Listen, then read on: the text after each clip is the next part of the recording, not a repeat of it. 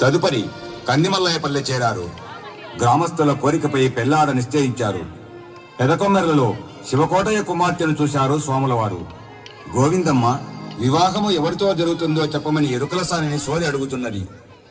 ఏమమ్మా సోదమ్మ ఒక మాట చెప్పవమ్మా, ఏమమ్మా సోదమ్మ ఒక మాట చెప్పవమ్మ, నాదుడు ఎక్కడ ఉన్నాడే ఓ సోదమ్మ, నాదుడు ఎక్కడ ఉంటాడే. ఏమమ్మా సోదమ్మ ఒక మాట చెప్పవమ్మ, నాదుడు ఎక్కడ ఉన్నాడే ఓ సోదమ్మ, నాదుడు ఎక్కడ ఉంటాడే.